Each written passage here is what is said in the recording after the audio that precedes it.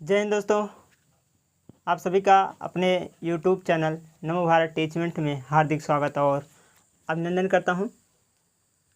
बच्चों, कल की क्लास में जो है हम सब एक्सरसाइज 1.3 के उदाहरण नंबर 22 तक पूरा कवर कर चुके थे। तो आज के क्लास में कक्षा 12 गणित एक्सरसाइज 1.3 के जो है प्रतिलोम फलन को यहाँ पर चर्चा करेंगे इसके बारे में। तो आइए देखिए प्रतिलोम फलन है क्या। तो सबसे पहले हम प्रतिलोम फलन के बारे में बता देते हैं। ये लिखा है व्युत्क्रमणीय फलन या प्रतिलोम फलन, दोनों एक ही होते हैं। चाहे आप व्युत्क्रमणीय फलन कहिए चाहे प्रतिलोम फलन कहिए, दोनों क्या होते हैं, एक ही बात होते हैं। ठीक है, इसका इंग्लिश क्या होगा, इन्वर्टिबल फंक्शन। अच्छा, एक एग्जाम्पल देकर बताते हैं कि हम जो है प्रतिलोम फलन को कहते कैसे हैं, कैसे समझते हैं इनके बारे में। जैसे अभी तक फंक्शन के बारे में पता होगा, फलन के बारे में पता होगा। ठीक है, फलन क्या होते हैं। जैसे अगर फलन की बात करें, फलन क्या होते हैं, जैसे मान लीजिए हमारे पास एक एग्जाम्पल है, ऐसे कोई एग्जाम्पल ले लेते हैं। जैसे मान लीजिए हमारे पास एग्जाम्पल है F of X equal to 3x + 2। ठीक है, ये फंक्शन है, फलन है। एफ ऑफ एक्स बराबर 3x + 2, ये फलन है। ठीक है, अब जैसे अगर हम फलन का अगर हम प्रतिबिंब निकालें, किस प्रकार का निकलेगा, जैसे समझिएगा। जैसे हम x बराबर 1 ले लें तो एफ ऑफ 1 कितना आएगा, कहोगे यहाँ पर x के स्थान पर 1 रखोगे तो 3 × 1 + 2 बराबर कितना होगा, 5 होगा। अगर हम x बराबर 2 ले लें तो एफ ऑफ 2 कितना होगा, तो 3 × 2 + 2, तो 3 दूनी 5, 2 7 होगा, है कि नहीं, यही तो होगा। अगर हम x बराबर 3 ले लें तो एफ ऑफ 3 इक्वल टू कितना होगा, 3 × 3 + 2 इक्वल टू 3 × 3 = 9 हो जाएगा, 9 × 2 = 11। ठीक है, इस प्रकार होगा। इसका कहने का मतलब ये हुआ, समझिएगा ध्यान से, इसका कहने का मतलब ये हुआ कि हमारे पास एक, ठीक है, एक फलन था इस प्रकार का, एक फलन इस प्रकार का परिभाषित था, एफ ऑफ एक्स बराबर 3x + 2, इस प्रकार का फलन था। और जब हमने x बराबर 1 लिया, जब हमने x बराबर 1 लिया तो एफ ऑफ 1, ये क्या है, ये x है, ये क्या है, एफ ऑफ x है, जिसे हम y बोलते हैं, है ना। तो अगर हम x बराबर 1 ले लें तो एफ ऑफ 1 कितना आएगा, 5 आएगा। इसका मतलब एक का संबंध किससे है, 5 का, मतलब 1 का प्रतिबिंब 5 में बनेगा और 2 का प्रतिबिंब किस में बनेगा, 2 का प्रतिबिंब 7 में बनेगा, इस प्रकार का। और 3 का प्रतिबिंब किस में बनेगा, 11 में, मतलब 3 का जो प्रतिबिंब है वो किस में बनेगा, 11 में बनेगा। तो ये तो था फलन, इसके बारे में हम सब जानते हैं, मतलब शुरू से ही पढ़ते आ रहे हैं फलन के बारे में। तो आज की क्लास में हम जो है प्रतिलोम फलन जानेंगे। प्रतिलोम फलन मतलब क्या होता है, अपोजिट, उल्टा, फलन का उल्टा कर दीजिए, विलोम कर दीजिए, वही होता है प्रतिलोम फलन।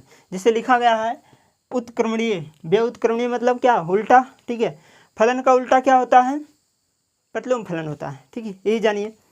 अब आइए यहाँ पर, जैसे हमने क्या किया कि x रखने पर एफ ऑफ x आता है, x रखने पर एफ ऑफ x आता है, मतलब y आता है। तो 2 रखने पर 7 आया, 3 रखने पर 11 आया, 1 रखने पर 5 आया। ये तो फलन है कि फलन, अगर वह फलन हम ढूंढें, ठीक है, जिसका प्रतिबिंब बना सके, तो वह फलन जिसका प्रतिबिंब बना सके, वह फलन जिसका प्रतिबिंब बना सके, तो ये तो फलन हो गया।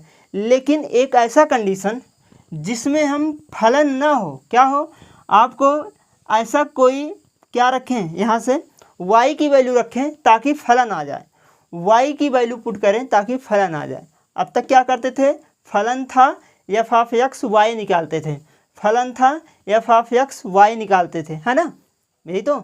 लेकिन अब क्या करना है कि आपको एफ ऑफ एक्स रख कर एफ की वैल्यू, मतलब एक्स की वैल्यू, मतलब फलन ज्ञात करना है। यही कहलाता है, क्या कहलाता है, प्रतिलोम फलन कहलाता है। ठीक है, समझ में आया बात, कि सबसे पहले कि हमको हमारे पास फलन दिया रहता था तो एफ ऑफ एक्स निकालते थे, मतलब y निकालते थे। अब क्या करना होगा कि हमको इसके द्वारा, मतलब एफ ऑफ एक्स के द्वारा हम क्या निकालेंगे, फलन को ज्ञात करेंगे, तो हमारा कहलाता है प्रतिलोम फलन।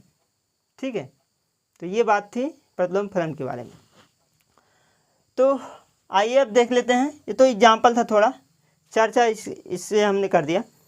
तो अब देखिए इसका हम जैसे एक एग्जाम्पल और लेकर बताते हैं किस प्रकार से हम प्रतिलोम फलन को लिखते हैं। ठीक है, किस प्रकार से हम प्रतिलोम फलन को लिखते हैं इसके बारे में हम चर्चा करेंगे। जैसे समझिएगा ध्यान से कि हमारे पास जैसे मान लीजिए कि यहाँ से एग्जाम्पल के तौर पे मान लीजिए हमारे पास कोई फलन है, इस प्रकार का है। जैसे एक समुच्चय है ए, क्लियर हुआ, एक समुच्चय है बी।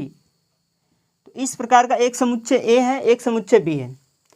एक समुच्चय के एलिमेंट मान लेते हैं 1 है, 2 है, 3 है, 4 है। और बी समुच्चय के जो एलिमेंट हैं मान लेते हैं ए है, बी है, सी है और मान लेते हैं यहाँ से, ठीक है, मतलब ए बी सी, इस प्रकार का। थोड़ा दूर दूर लिख लेते हैं, ए हो गया, बी हो गया, सी हो गया, क्लियर।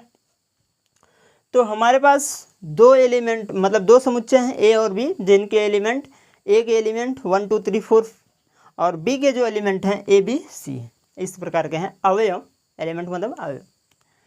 अब ए से बी में फलन इस प्रकार परिभाषित है, इस प्रकार परिभाषित है कि ए का संबंध, मान लीजिए जो ए का संबंध है मतलब 1 का जो संबंध है हम किसी से बना लेते हैं। मान लीजिए 1 का संबंध बी से है, ठीक है, 2 का संबंध मान लीजिए सी से, ठीक है, ये हो गया, इस प्रकार का है।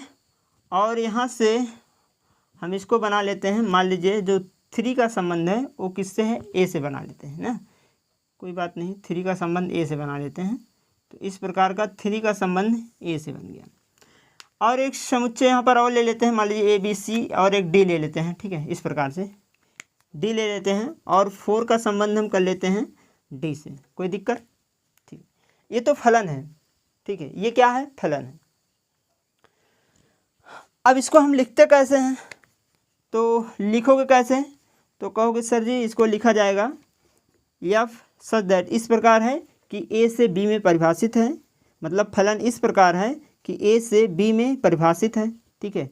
और लिखोगे कैसे कि एफ ऑफ एक्स बराबर, ठीक है, चाहे फलन बराबर लिख लीजिए, कोई दिक्कत नहीं, चाहे फलन लिख लो। एफ इस प्रकार है कि एक का संबंध मतलब ए का संबंध बी से है, तो लिखेंगे 1 कामा बी, ठीक है, ये तो लिखते हो, क्लियर, कामा लगाओगे। फिर कहोगे 2 का संबंध सी से है, तो 2 कामा सी। फिर कहोगे 3 का संबंध ए से है, तो 3 कामा ए। फिर कहोगे कि 4 का संबंध डी से है, तो 4 कामा डी। तो इस प्रकार से फलन लिखा जाता है, क्लियर हो बात, ये फलन है। इसी प्रकार से तो फलन लिखते हैं एफ, इसी प्रकार से लिखते हैं ना कि एक समुच्चय ए है, एक समुच्चय बी है, ए से बी में एफ परिभाषित है। और इस प्रकार से हमने एक फलन बना लिया। और फलन को लिखेंगे कि एफ फलन इस प्रकार है कि ए से बी में परिभाषित है, तो एफ बराबर हो जाएगा ए का प्रतिबिंब बी में, मतलब ए का संबंध बी से, 2 का प्रतिबिंब सी में, मतलब 2 का जो है संबंध सी से है, 3 का संबंध ए से है और 4 का संबंध डी से है। ये तो हो गया फलन। अब इसी का हम प्रतिलोम फलन कैसे लिखेंगे, प्रतिलोम फलन हम कैसे लिखेंगे इसको हम बताने वाले हैं, ठीक है। तो अब देखिए हम कैसे इसका प्रतिलोम फलन लिखेंगे, अब समझिए। प्रतिलोम फलन हम इस पर, ये तो फलन था, यहाँ पर लिख देते हैं फलन, ये तो हमारे पास फलन था। अब हम प्रतिलोम फलन कैसे लिखेंगे, ध्यान से देखिएगा। जैसे समझिए हमारे पास एक समुच्चय ए है, एक समुच्चय ये है और एक समुच्चय ये है, ठीक है, क्लियर। अब हमने कहा, अभी शुरू में एग्जाम्पल लेकर बताए थे कि यहाँ से मतलब दूसरे एफ ऑफ एक्स में मान रखकर एक्स को लाना, वो क्या कहलाता है, प्रतिलोम फलन हो जाता है। तो हम क्या करेंगे कि ये बी वाले को क्या करेंगे, ए बनाएंगे, मतलब ये हो जाएगा बी और ये हो जाएगा ए, उल्टा कर दीजिए। हमने कहा प्रतिलोम मतलब क्या होता है, उल्टा होता है। तो ये ए था, ये बी था, अब की बार ये बी हो जाएगा, ये हो जाएगा। तो बी का संबंध क्या है, ए बी के अवयव क्या है, ए बी सी डी है, तो लिखेंगे ए बी सी डी। और ए के अवयव 1 2 3 4 हैं, तो 1 2 3 4, इस प्रकार का हो गया, क्लियर। अब देखिए, अब उल्टा जब हमने कर दिया तो ये हो गया इनवर्स। उल्टा मतलब क्या होता है, इनवर्स, ऐसे कहते हैं प्रतिलोम फलन। इसे क्या कहते हैं?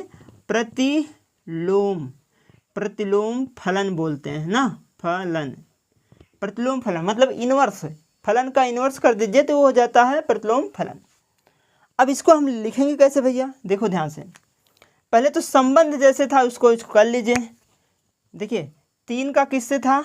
ए से है, मतलब ए का किससे है? 3 से, तो ए का किससे बनाएंगे हम? 3 से बनाएंगे। और यहाँ से देखो बी का किससे है? 1 से है, तो बी का हम किससे बनाएंगे? 1 से बनाएंगे। और सी का किससे है? 2 से है, तो सी का हम बनाएंगे किससे? 2 से। और 3 का किससे है? ए से हो गया, ठीक है। अब 4 का डी से है, तो 4 का हम किससे बनाएंगे? डी से बनाएंगे। इस प्रकार का हो गया, क्लियर? सही है ना? अब देखो प्रतिलोम फलन को हम कैसे लिखेंगे? ये हो गया लिखने का। प्रतिलोम फलन हम, जैसे हमारे पास ये फलन दे रखा है, तो इसका प्रतिलोम फलन हम इस प्रकार से बनाएंगे कि पहले बी वाले को ए वाले को बी के पास, बी वाले को ए के पास, इस प्रकार से लिखेंगे। ये हो जाएगा इनवर्स फलन, ठीक है। उल्टा कर दीजिए बस दोनों का। तो अब इसको हम लिखेंगे कैसे कि एफ इनवर्स सच दैट, इस प्रकार है कि ए से बी में परिभाषित है, और एफ इनवर्स बराबर क्या लिखेंगे? ए कामा 3 लिखेंगे, ए कामा 3, फिर बी कामा 1, तो बी कामा 1 हो गया। फिर आगे सी कामा 2, तो सी कामा 2। आगे क्या लिखेंगे? डी कामा 4, तो ये हो जाएगा डी कामा 4। क्लियर भैया? कोई दिक्कत? अब इनवर्स फलन आप बहुत आसानी से लिख सकते हैं। अगर आपको फलन दिया है बस उसी को उल्टा कर दीजिए। देखो कैसे, जैसे ये 2 था ना, 1 कामा बी था, तो बी कामा 1 हो गया, उल्टा हो गया ना। इसी का क्या हुआ? उल्टा हो गया, मतलब इसी का उल्टा कर दीजिए, इसका उल्टा कर दीजिए, इसका उल्टा कर दीजिए, और इसका उल्टा कर दीजिए। सभी का उल्टा हुआ है। 2 कामा सी, तो यहाँ सी कामा 2 हो गया। यहाँ 4 कामा डी, तो डी कामा 4 हो गया। तो यहाँ 3 कामा ए, यहाँ 1 कामा 3 हो गया। मतलब किसी फलन का अगर हम उल्टा कर दें तो क्या बन जाता है? क्या बन जाता है? प्रतिलोम फलन बन जाता है। क्लियर हुआ बात? तो ये लिखने का तरीका है। हमने इसको इसलिए बताया कि ताकि आपको लिखना आ जाए कि अगर कोई फलन दे रखा है तो इस प्रकार से हम इसको उल्टा करके लिख सकते हैं। क्लियर हुआ बात? तो ये फलन था, इसको हम इस प्रकार से लिखेंगे। तो हमें आशा है तो आप सबको समझ में आ गया होगा ना। चलिए, अच्छा कुछ इसमें नोट पॉइंट है। नोट पॉइंट क्या है उसको देख लेते हैं, बहुत ज़रूरी है नोट पॉइंट, ठीक है। नोट पॉइंट देखेंगे, इसको मिटा दे रहे हैं, है ना, क्योंकि जगह हम लोग बोर्ड में नहीं। चलिए अब देखिए, अच्छा क्या सभी फलन का इनवर्स फलन लिखा जा सकता है? इसके बारे में चर्चा करेंगे। क्या सभी फलन का इनवर्स फलन लिख सकते हैं? नहीं, यह गलत होगा। मतलब सभी फलन का इनवर्स फलन हम नहीं लिख सकते। तब किन किन फलन का हम इनवर्स फलन लिख सकते हैं? तो आइए हम बताते हैं।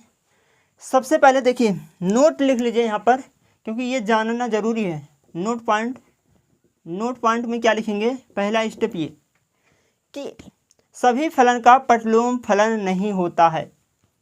सभी फलन का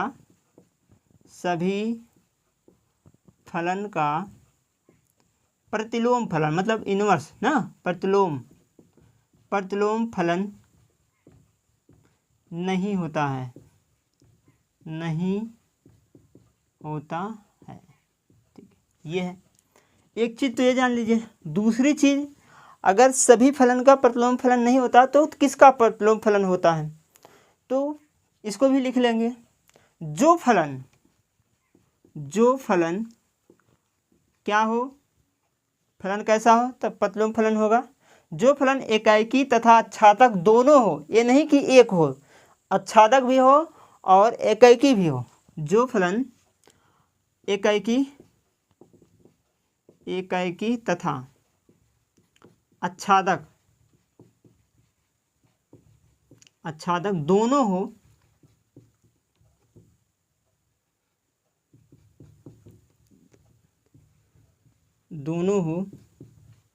ठीक है। जो फलन एकाएकी तथा आच्छादक दोनों होता है, केवल उसी का प्रतिलोम फलन होता है।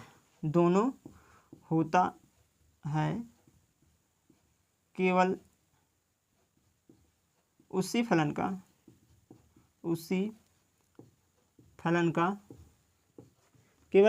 का क्या होता है?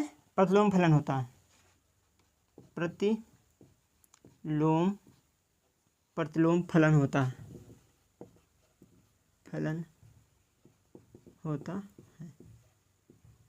ठीक है।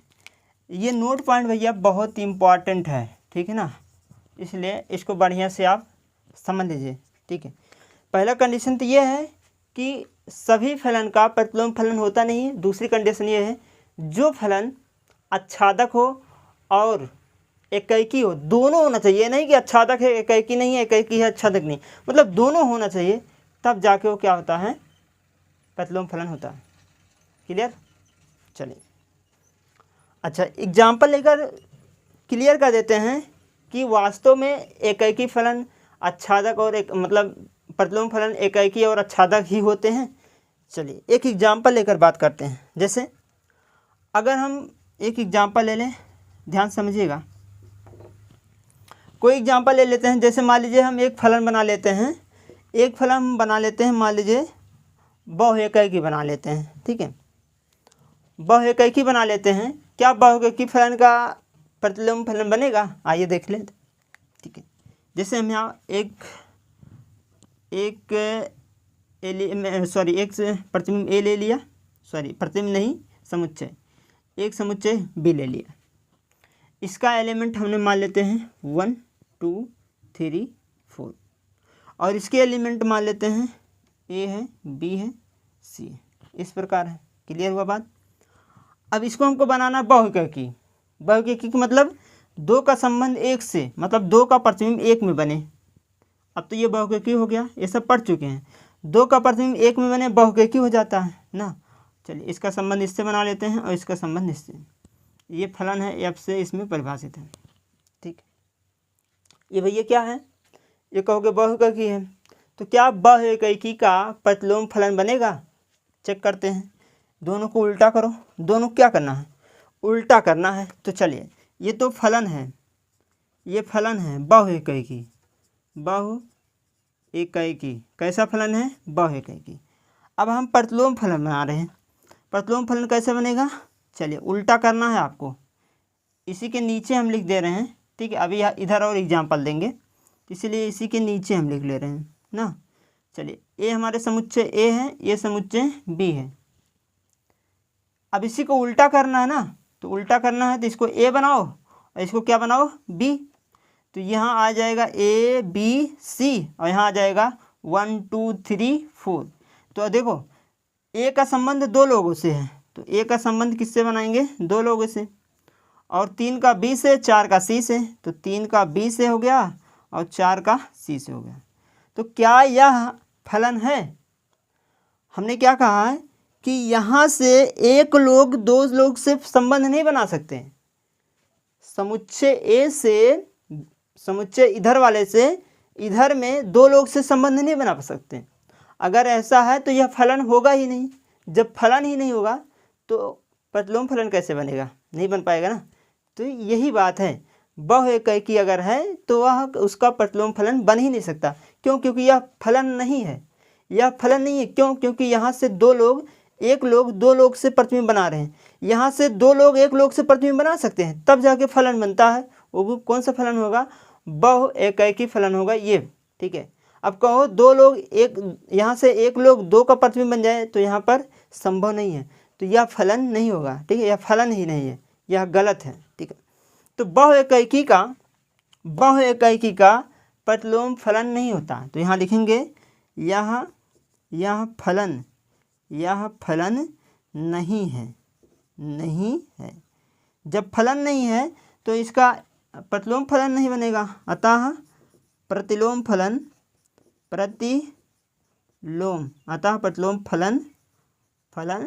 नहीं होगा, नहीं होगा। बस इतना हम आप सभी को समझाना चाहते थे। तो हम आशा करेंगे आप सब समझ गए होंगे, है ना। क्लियर हुआ? चलिए अच्छा, ये तो हो गया बहुएकैकी। अब समझ में आ गया होगा बहुएकैकी क्यों नहीं प्रतिलोम फलन बन रहा है। अब हम बात करेंगे दूसरा कोई एग्जाम्पल ले लेते हैं। एग्जाम्पल कोई और ले लीजिए। जैसे आच्छादक की बात करें। आच्छादक तो एकाएकी प्रतिलोम होता है, लेकिन अगर हम बात करें, ठीक है, आच्छादक उसको क्या कहते हैं, दूसरे वाले को अंताक्षेपी ना। क्या अंताक्षेपी प्रतिलोम फलन बनेगा? चलिए आइए चेक कर लेते हैं। एक हम अंताक्षेपी एग्जाम्पल ले लेते हैं, अंताक्षेपी वाले, ठीक है। अंताक्षेपी वाले एग्जाम्पल कैसे होंगे? जैसे हमारे पास एक समुच्चय ए है और एक समुच्चय बी है, इस प्रकार से दो समुच्चय हैं, ए और बी दो समुच्चय हैं। चलिए अच्छा, अगर इसके हम जो है एलिमेंट लें तो मान लीजिए इसके एलिमेंट हो गए यहाँ से 1 2 3 3 लेते हैं, ठीक है, इतना ही बहुत है। चलिए हो गया। और एक और ले लेते हैं यहाँ से बी वाले में, ठीक है, यहाँ से ले लेते हैं A B C D. Clear हुआ? ठीक है, तो हम एक का संबंध एक से कर लेते हैं, दो का संबंध बी से कर लेते हैं और तीन का संबंध सी से कर लेते हैं। तो यहाँ पर एक लोग छूट गए, इसी छूटने के कारण, ये जो छूट जाते हैं, इन्हीं छूटने के कारण ही इन्हें हम कहते हैं अंताक्षेपी फलन ना। बी वाले समुच्चय में अगर किसी प्रतिबिंब मतलब किसी एलिमेंट का ए में प्रतिबिंब ना हो तो वो कहलाता है अंताक्षेपी फलन। तो ये अंताक्षेपी फलन है। अब हम देखेंगे क्या अंताक्षेपी फलन का प्रतिलोम फलन बन पाएगा। चलिए चेक कर लेते हैं। तो ये हो गया हमारे पास समुच्चय ए इस प्रकार से, ये हो गया समुच्चय बी इस प्रकार से, ठीक है, सही है। अब इसी का उल्टा करना है, तो इसका मतलब इसको ए बना लो, इसको क्या बना लो, बी, और बी वाले को लिखो ए बी सी डी, और ए वाले को लिखेंगे 1 2 3। क्लियर बात? अब क्या करना है, ये तो परिभाषित था फलन अब ना। अब क्या करना है कि एक का संबंध एक से ना, तो इसका संबंध इससे करो, दो का बी से है तो दो का बी से करो, और तीन का सी से तो तीन का सी से करो। अब बताओ भैया, इसमें एक तो छूट गया ना, लेकिन फलन ये कहता है कि पहले वाले समुच्चय में कोई भी एलिमेंट नहीं छूटना चाहिए, सभी एलिमेंट दूसरे वाले समुच्चय में प्रतिबिंब बनाना चाहिए, संबंध बनाना चाहिए, तभी फलन होता है, नहीं तो वह फलन नहीं माना जाएगा। तो इसमें तो एक लोग छूट गए हैं, इसका कोई प्रतिबिंब ही नहीं है इसमें, ठीक है। क्यों नहीं है? क्योंकि जब इसका हमने उल्टा किया, जब इसका कहीं नहीं प्रतिबिंब है तो ये तो जो है अंताक्षेपी था, लेकिन इसका जैसे उल्टा किया तो डी का प्रतिबिंब इसमें नहीं है। जब नहीं है तो एक लोग छूट गए, तो इसमें एक लोग नहीं छूटने चाहिए, मतलब इसमें छूटना ही नहीं चाहिए। जब इसमें छूट गए एक लोग तो इसका मतलब ये हुआ कि यह फलन नहीं है। जब फलन नहीं है तो इसका मतलब क्या, प्रतिलोम फलन भी नहीं होगा। तो यह क्या है, यह कौन सा फलन है, यह अंताक्षेपी है। लिख लेंगे अंताक्षेपी फलन। अब ये क्या है, यह फलन नहीं है, यह फलन नहीं है। जब फलन नहीं है तो हम लिख सकते हैं कि अतः क्या प्रतिलोम फलन नहीं है, प्रतिलोम फलन नहीं है। क्या समझे? समझ में आ गया ना? मतलब ये हुआ कि चाहे बहुएकाकी हो चाहे अंताक्षेपी हो, ठीक है, उसका प्रतिलोम फलन नहीं होता। किसका होता है?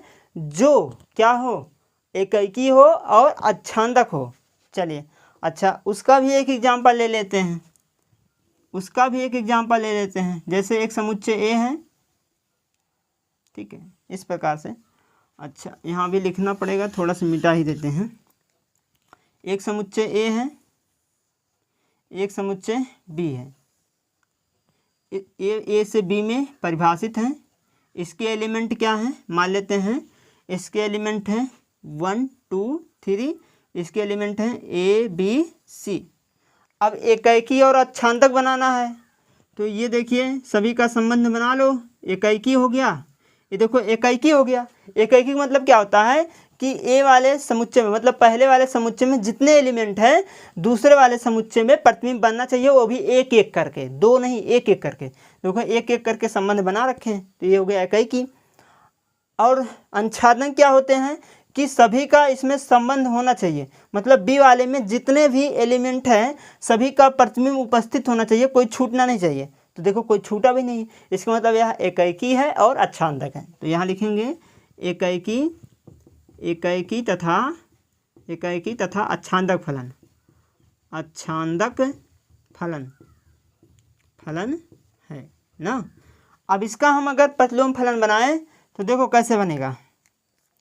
अगर इसका हम प्रतिलोम फलन बनाएं तो ये हो गया बी और ये हो गया ए ना। अब बी में क्या है, ए बी सी है, और ए में क्या है 1 2 3 है। तो बताओ इसका इससे संबंध हुआ, इसका इससे संबंध हुआ, इसका इससे संबंध हुआ कि नहीं। तो एक एक करके संबंध बना रहे हैं, इसका मतलब इसका इन्वर्स बन रहा है, इसका इन्वर्स फलन है। तो लिखेंगे यह प्रतिलोम फलन है, यह प्रतिलोम फलन, यह प्रतिलोम फलन है। तो ये हमने कुछ एग्जाम्पल देकर बता दिए कि अगर बहुएकाकी है तो उसका प्रतिलोम फलन नहीं बनता, अगर अंतःक्षेपी है तो उसका भी प्रतिलोम फलन नहीं बनता, लेकिन अगर एकाएकी और अच्छांदक दोनों है तभी जाके हम क्या कर सकते हैं, प्रतिलोम फलन बना सकते हैं। लेकिन दोनों होना चाहिए, ये नहीं एकाएकी है, ठीक है, दोनों एकाएकी और अच्छांदक दोनों हो गए तभी जाके प्रतिलोम फलन बन पाएंगे, ठीक है। तो बच्चों समझ में आ गया होगा यहाँ तक। तो चलिए आगे कुछ एग्जाम्पल लेकर बताते हैं कि प्रतिलोम फलन बनाते कैसे हैं ना, इसके बारे में जान लेते हैं। पहले तो इसको हम मिटा दे रहे हैं क्योंकि जगह नहीं है, ठीक। तो बच्चों अब हम जानेंगे कि प्रतिलोम फलन कैसे निकालें, ठीक है, प्रतिलोम फलन कैसे निकालें, ठीक है। प्रतिलोम फलन कैसे निकालें, ठीक है, इसके बारे में जानेंगे। प्रतिलोम फलन हम किस प्रकार से निकाल सकते हैं इसके लिए। तो एक एग्जाम्पल ले लेते हैं, जो पहले अभी हमने एग्जाम्पल लिया उसी एग्जाम्पल को ले लेते हैं। जैसे हमने एक एग्जाम्पल ले लिया कि हमारे पास एक फलन है एफ ऑफ एक्स बराबर है 3x + 2, ये हमारे पास एक फलन है, ठीक है, ये हमारे पास क्या है, एक फलन है। अब इसका हमको निकालना है प्रतिलोम फलन, कैसे निकालेंगे, चलिए अब देखिए कैसे निकालेंगे, ये कंडीशन है। अभी हमने बताया है कि ये जो समुच्चय होते हैं ये कहलाते हैं यक्स, और ये जो समुच्चय होते हैं ये कहलाते हैं एफ ऑफ एक्स, और इसे हम कहते हैं वाई, कहते हैं कि नहीं, एफ ऑफ एक्स को ही क्या बोलते हैं, वाई बोलते हैं। अच्छा, ये एफ ऑफ एक्स को ही वाई बोलते हैं, शुरू से पढ़ते आ रहे हैं और शुरू में हमने बताया कैसे वाई हो गया। तो एफ ऑफ एक्स के स्थान पे क्या रख सकते हैं, जैसे एक्स फलन है तो एक्स का संबंध एफ ऑफ एक्स बनता है, मतलब वाई बनता है, तो एफ ऑफ एक्स ही क्या है, वाई है ना। तो यहाँ पर एफ ऑफ एक्स के स्थान पे क्या रख दें, वाई रख दें। तो यहाँ रख लो वाई बराबर 3x + 2, क्लियर बात। अब यहाँ से हम जो एक्स की वैल्यू निकालेंगे वही हमारा क्या कहलाता है, प्रतिलोम फलन कहलाता है। एक्स का मान ही प्रतिलोम फलन होता है, ये दिमाग में बैठा लो ना। चलिए यहाँ से अगर एक्स की वैल्यू निकाले तो 2 इधर आएगा, तो ये हो जाएगा 3x बराबर y - 2, क्लियर। तो x बराबर कितना हो जाएगा, y - 2/3, और यही हमारा क्या होता है, प्रतिलोम फलन होता है, क्लियर। और इसको हम इस प्रकार से लिख सकते हैं, क्या लिख सकते हैं प्रतिलोम फलन को, क्योंकि ये y के पदों में है, देखिए ये y के पदों में है, तो एफ इनवर्स क्या है, प्रतिलोम फलन है। एफ इनवर्स y बराबर लिख सकते हैं y - 2/3। क्यों इसको ऐसा इस तरीके से लिख रहे हैं, क्योंकि ये क्या है, इनवर्स फलन है और ये y के पदों में है, इसलिए यहाँ पर y कर रहे हैं। आप x के पदों में भी लिख सकते हैं, यहाँ x कर लीजिए और यहाँ भी x कर लीजिए, तो x के पदों में भी हो जाएगा, ठीक है, क्लियर हो गया।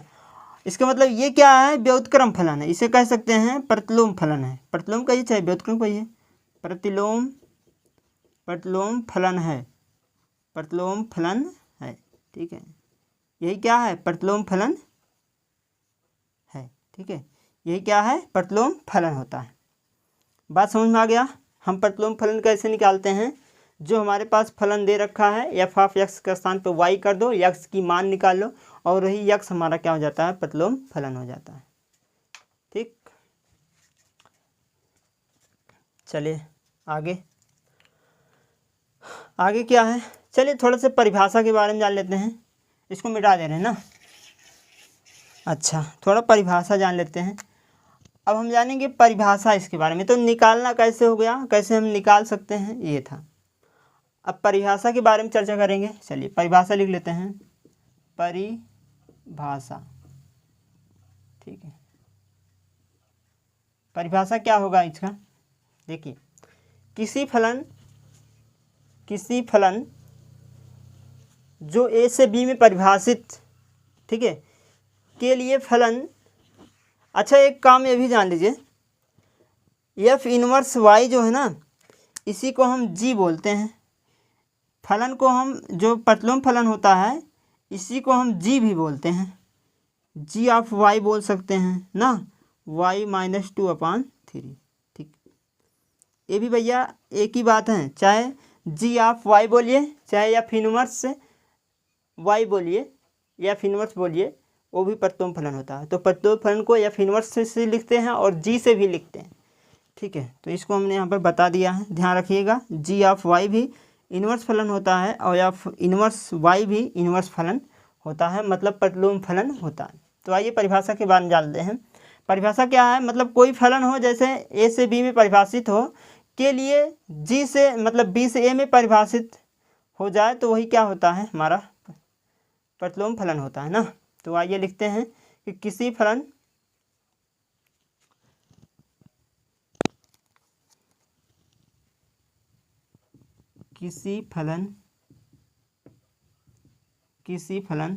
एफ इस प्रकार है कि ए से बी में परिभाषित के लिए जी एक फलन है। किस प्रकार है? ये बी से ए में परिभाषित होगा, है ना। देखो, ये फलन था तो ए से बी में परिभाषित था, के लिए अगर हम जी लिख दिया, जी को चाहे जी के स्थान पर आप एफ इनवर्स भी कर सकते हो, कोई दिक्कत नहीं। तो जी भी बी से ए में परिभाषित। अगर इसी का उल्टा कर दो, ए से बी में परिभाषित था, ये बी से ए में परिभाषित हो गया। तो ठीक है, दोनों में अंतर समझिए ध्यान से। तो ये हो गया ना, में परिभाषित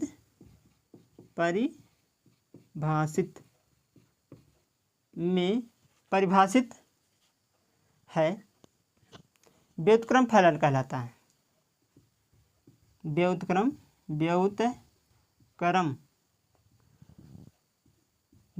का चाहे कहिए प्रतिलोम फलन या प्रतिलोम फलन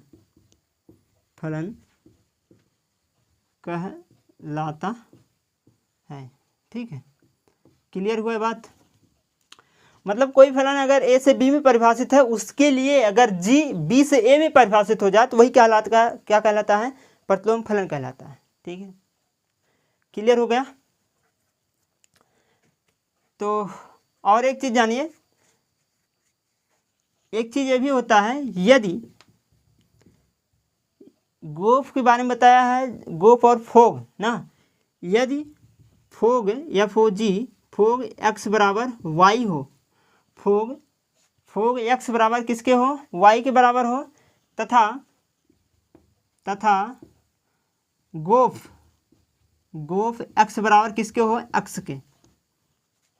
ये भी कंडीशन होना चाहिए कि फोग का मान वाई होना चाहिए और गोफ का मान एक्स होना चाहिए, चाहे जो सवाल हो। ठीक है, सब में ये दोनों कंडीशन एक्स और वाई के बराबर आना चाहिए। ठीक है, प्रतिलोम फलन में ये होता है। अच्छा, ये क्यों वाई आ रहा है? ये भी तो सवाल बनता है कि सभी क्वेश्चन में गोफ एक्स वाई और फोग एक्स वाई और गोफ एक्स के बराबर आना क्यों आ रहा है? इसका भी रीज़न है, देखो कैसे। समझिए ध्यान से। इसी एग्जाम्पल के द्वारा समझा देते हैं। जैसे अभी यहाँ पर गोफ है ना, इसका वैल्यू कैसे निकालते हो, इसका वैल्यू कैसे निकालते हो, थोड़ा समझते हैं।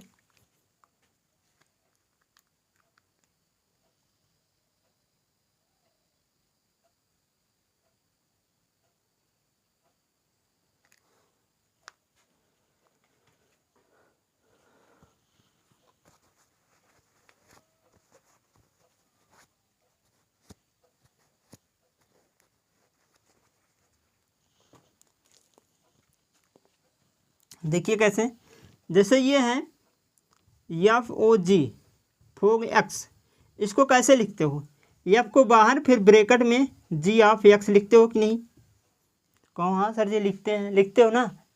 जी ऑफ एफ को ऐसे तो लिखा जाता है। तो ये हो गया एफ, जी ऑफ एक्स की वैल्यू कितना है, तो यहाँ है जी ऑफ एक्स की वैल्यू ना, जी ऑफ एक्स चाहे एक्स कहिए चाहे वाई कहिए, दोनों बात एक ही। हमने कहा यहाँ एक्स रखोगे यहाँ वाई मिलेगा, यहाँ एक्स मिलेगा, अगर यहाँ वाई रखोगे तो यहाँ वाई मिलेगा। ठीक है ना, कोई दिक्कत नहीं होनी चाहिए।